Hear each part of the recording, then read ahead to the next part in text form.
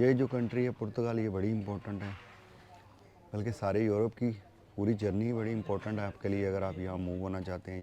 ये वीडियो बड़ी आपके काम की है, इसमें आपको टिप्स मिलेंगी अगर आप यूरोप आ जाते तो कैसे आपने अपने आप को प्रोसेस करवाना है, डॉक्यूमेंट्स वगैरह। अस्सलामुअलैकुम, गुड मॉर्निंग, नमस्ते, सत श्री अकाल। तो ये है जी मेरा रूम, देख सकते हैं 20 बेड्स वाला रूम, जो मैं पहले कभी नहीं रुका हूँ। खैर जैसे भी है भाई, गुजारा तो करना होता है। ये यूरोप है, ये अभी समझते समझते समझ आएगी, क्योंकि इतना आसान नहीं होता ऐसी कंट्रीज़ के अंदर जहाँ पे पहले से कोई एक्सपीरियंस आपके पास नहीं होता। तो इस तरह का माहौल है, आप देख सकते हो। ये मेरा रूम था और ये हम आ गए हैं बाहर। इस तरफ जो है वो है वॉशरूम वगैरह और टॉयलेट्स वगैरह। काफ़ी बड़ी जगह है ये, देख सकते हो आप लोग। ये है वेटिंग एरिया।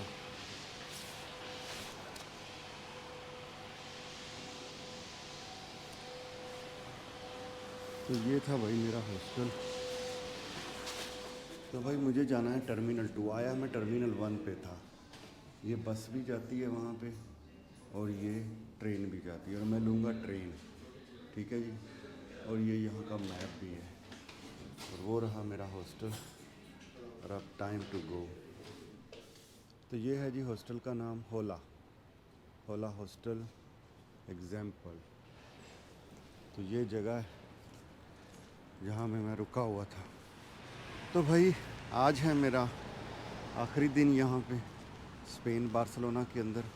मैं जा रहा हूँ इस वक्त मेट्रो स्टेशन, वहाँ से ट्रेन लेनी है, मेट्रो लेनी है, और सीधा चले जाना है टर्मिनल 2 बार्सिलोना एयरपोर्ट। यहाँ पे 2 टर्मिनल हैं शायद। आया मैं 1 पे था, जा मैं 2 पे रहा हूँ।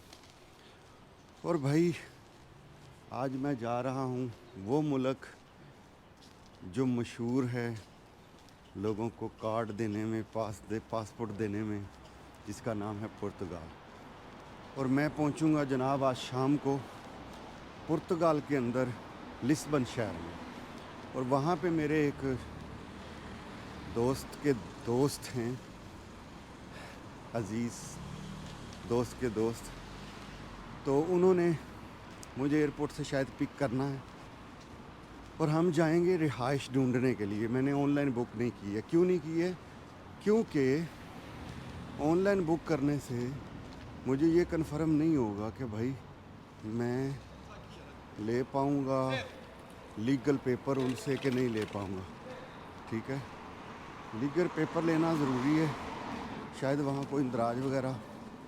मैं तो किसी ऐसे मूड में नहीं जा रहा हूँ, लेकिन वो भाई साहब से मैंने कोई ऐसी बात भी नहीं की है। चले देखते हैं क्या अपडेट है इस बारे में। जो भी है, ये वीडियो बड़ी आपके काम की है, इसमें आपको टिप्स मिलेंगी अगर आप यूरोप आ जाते तो कैसे आपने अपने आप को प्रोसेस करवाना है, डॉक्यूमेंट्स वगैरह, ये वो। तो चलें जी, यहाँ से 2 रास्ते थे। मैं A2 बस भी ले सकता था और ट्रेन भी ले सकता था, मेट्रो। तो मैंने चूज़ की है ट्रेन, मेट्रो, क्योंकि ये सस्ती पड़ती है। चलो चलते हैं, चल के लेते हैं बस। तो सॉरी, ट्रेन, मेट्रो जो है। तो जो भी अपडेट है साथ साथ मैं आपको बताता रहूँगा, ठीक है जी। तो भाई यहाँ पे दोनों हॉस्टल मैंने आपको दिखाए हैं, प्राइस ऑलमोस्ट सेम ही थी। 20 यूरो मैंने पर डे पे किए हैं। पहला हॉस्टल छोटा था, बहुत बेहतर था। ये हॉस्टल बहुत बड़ा था, लेकिन मैं यार खुश नहीं हुआ। नेट का बड़ा प्रॉब्लम था रूम में, लॉबी में आके नेट चलाना पड़ता था। आते थे सिग्नल, लेकिन बहुत बुरे आते थे बेड पे। और एक 20 रूम वाला एक्सपीरियंस, 20 बेड वाला एक्सपीरियंस ये लाइफ में पहली दफ़ा मैंने किया है कि एक रूम में 20 लोग, 20 बेड लगे हुए हैं। खैर चलो, बुरा नहीं रहा। हमने तो सोने ही जाना होता है और क्या करना होता है। तो भाई यहाँ पे मेरा जो ख़र्चा है ना, वो मैं कोशिश करूँगा आपको 1 बाय 1 बता दूँ, लेकिन 100 यूरो से ज़्यादा मेरा ख़र्चा नहीं हुआ यहाँ पे। पूछें क्यों? क्योंकि मेरे दोस्त थे यहाँ पे। नहीं यार, 100 यूरो नहीं, हाँ, क्योंकि हॉस्टल के भी 40-80 तो ये हो गए। 50 की मैंने शॉपिंग कर ली, 130 और 50 तो लग ही गए होंगे। चले 200 यूरो लगा लें। मैक्सिमम 200 यूरो में भाई मेरा यहाँ पे गुजारा हो गया। अब देखते हैं ये ट्रेन स्टेशन कहाँ पे, ये ढूंढना पड़ेगा। मेरे ख्याल में ऑलमोस्ट पास ही। तो भाई ये साइन बोर्ड है, यहाँ से आप देख सकते हो कि कौन सी ट्रेन आपकी है। ये नीचे 12:02 पे भी है एयरपोर्ट और ऊपर भी है 11:32 की एयरपोर्ट। ठीक है जी।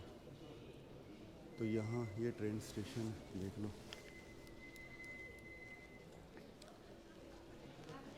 इस तरह का ट्रेन स्टेशन है ये। और भाई साहब ये टिकट मैंने ली है 4.60 की, मतलब 4 यूरो और 60 सेंट की। और मैं रेडी हूँ, बैग पैक पहने हुए हूँ, देख सकते हो किस किस्म का बैग पैक है।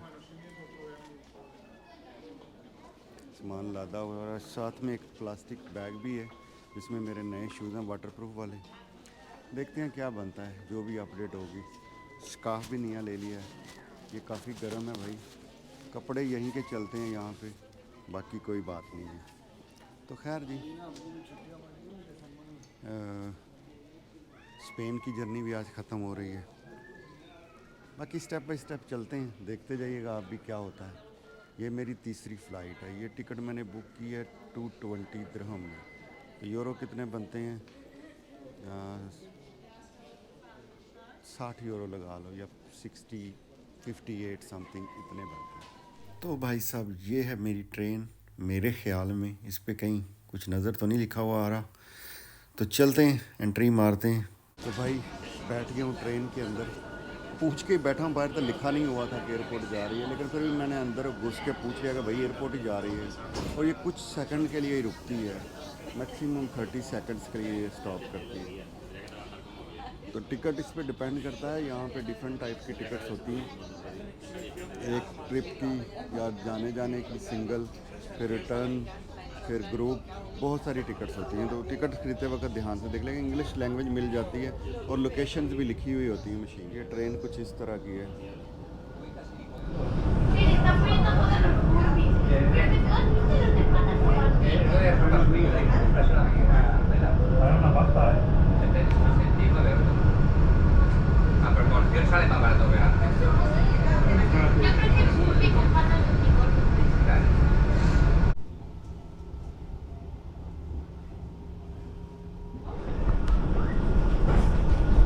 तो भाई ये एयरपोर्ट पहुँच चुके हैं।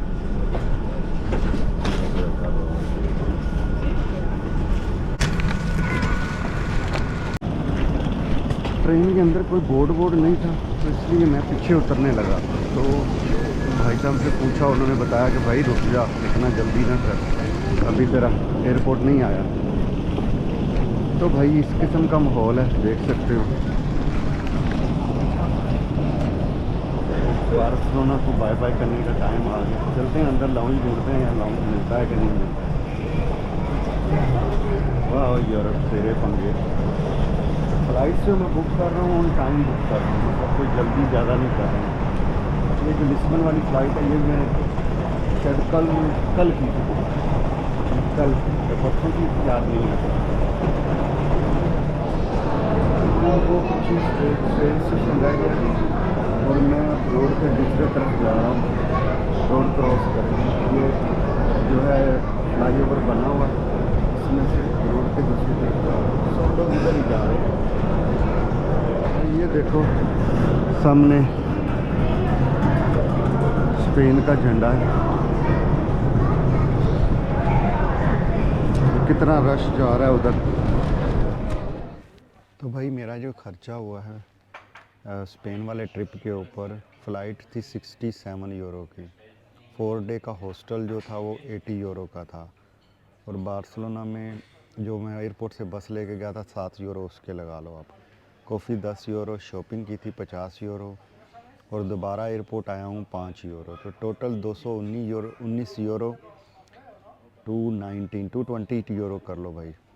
पाकिस्तानी रुपीज़ में 66,965, इंडियन रुपीज़ में 19,693 और यूएई दिरहम में 867, यानी 867।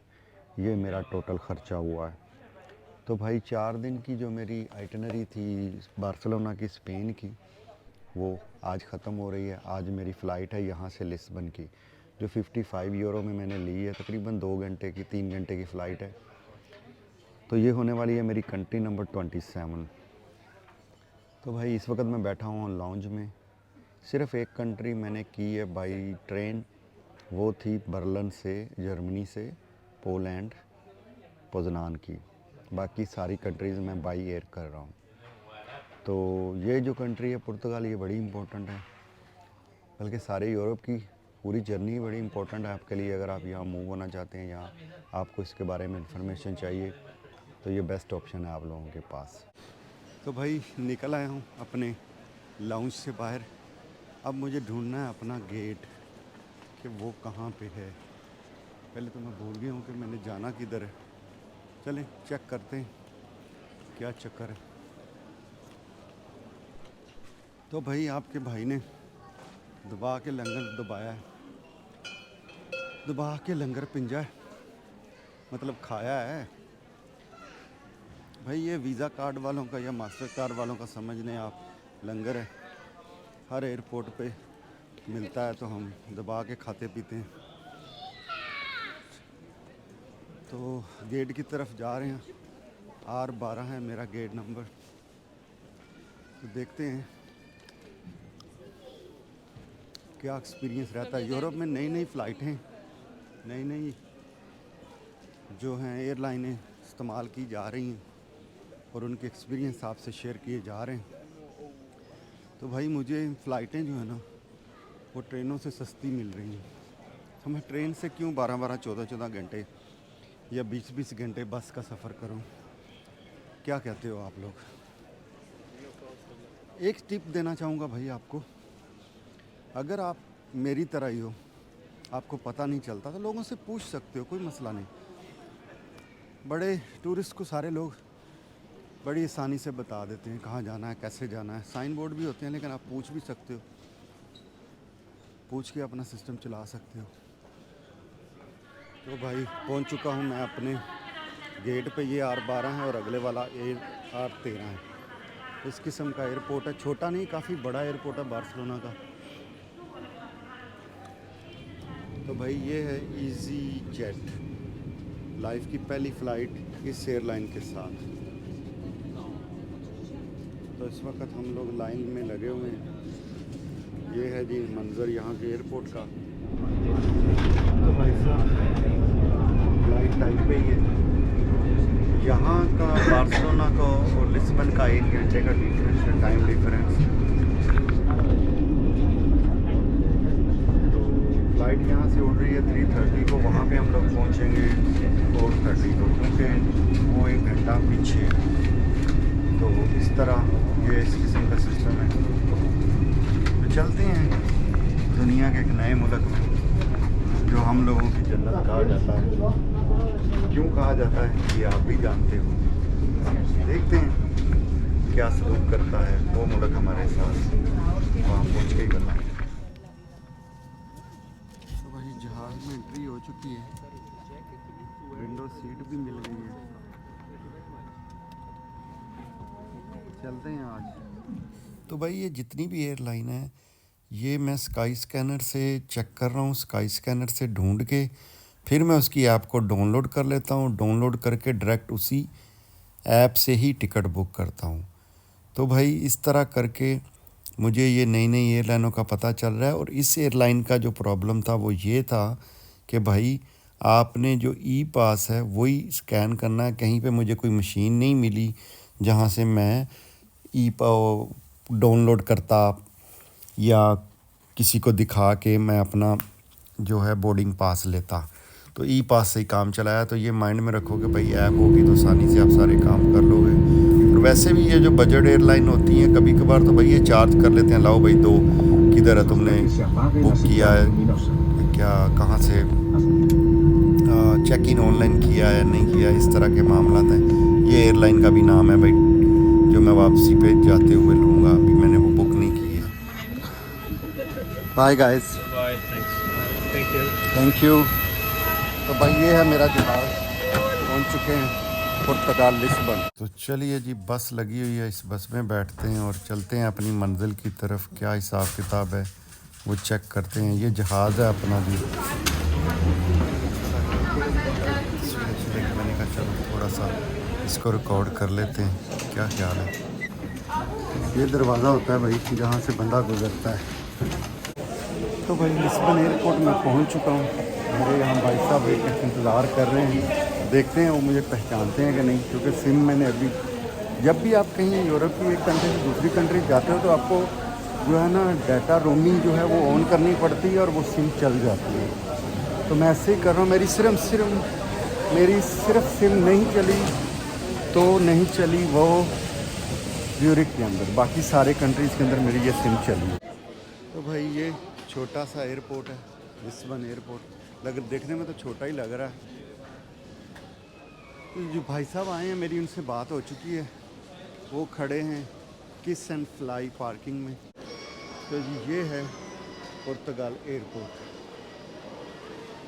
यहाँ पे भी है जी वोडाफोन। तकरीबन यूरोप में हर जगह यही सिम कार्ड मैंने ली हुई है। अब मैंने ऊपर कैसे जाना है ये पता नहीं है मुझे, इधर जाना है या इधर जाना है। चले पहले इधर चलते हैं, देखते हैं बाहर का माहौल क्या है। तो जी ये है बाहर का माहौल यहाँ का।